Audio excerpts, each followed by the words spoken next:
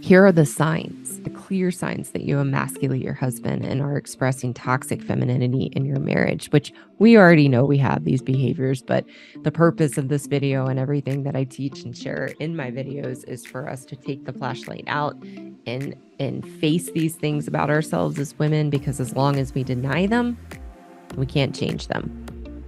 The number one way that we express toxic femininity in a marriage and emasculate our husbands is withholding sex. Sex is what a man needs in a relationship to make him feel that he's wanted, that he's needed, that he is important.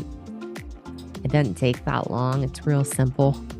I'll do another video on that another time. And when we withhold that from them, it strips them and destroys their sense of being a man. So that's the number one way that we emasculate in our marriages.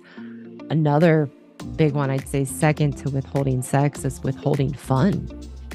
I don't know what happens to us as women when we get married. I experienced it too, but it's like the spontaneous, fun-loving girl that my husband met disappeared. And all of a sudden, pardon my language, I had a big stick up my butt.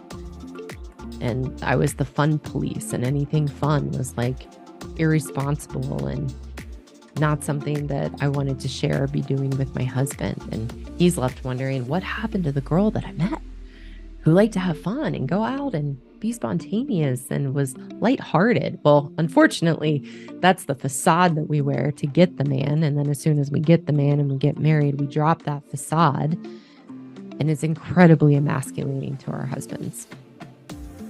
Another way that we emasculate men and express toxic femininity is withholding affection and approval. We become the ice queen. And instead of being appreciative of our husbands and showing them that we care and that they matter, we, next way that we emasculate, become very controlling, try to change our husbands, are dismissive of them and their feelings and what's important to them. Being moody and emotionally volatile is another way that we emasculate our husbands and express toxic femininity. To me, this is most expressed as my husband shared with me once he felt safe enough in our marriage to share this with me. I had changed and done a lot of work on myself. He said he used to be terrified of when I would come home in the evenings because he didn't know which Karen he was going to get. Was he going to get Karen in a good mood? Was he going to get shut down Karen? Was he going to get pissed off Karen? Was he going to get ice queen Karen? He didn't know. And it made him walk on eggshells. It made him very weak in himself because I had so much power over him and the overall feel of our home and our marriage by my emotional volatility. Another way that we emasculate and express toxic femininity in our marriages and relationships with men is demeaning them for being men and having men's activities. We make fun of them.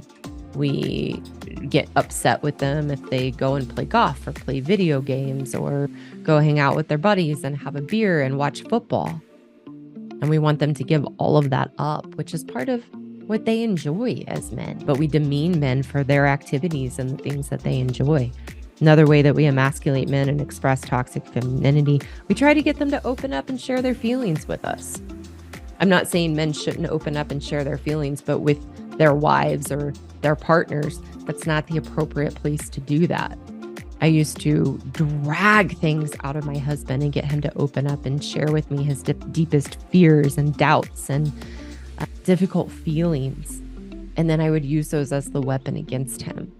And then the very thing I said I wanted, which was for him to open up and share emotionally, was then the very thing that I then saw him as weak and wasn't attracted to him. It's not what we really want in a relationship, ladies. We want the knight in shining armor. We want a man who's able to shoulder his burdens and be our hero. Another way that we emasculate and express toxic femininity in marriage is mothering our husbands and treating them like children. And that they aren't grown men who are capable of looking out for themselves and making choices for themselves. Another way that we emasculate our husbands and men and express toxic femininity, we treat them like they don't have feelings or emotions. And when they try to express how they might be feeling in the marriage or the relationship, we're very quick to tell them, how they're wrong to feel that way and that that's not what we're doing or that's not what we mean. And then they feel like they're wrong and they're out of place and they're the problem. And that's the very purpose of emasculation, is to make them weak, to make them doubt their sense of who they are as a man. And it is the number one destroyer of marriages and relationships between women and men.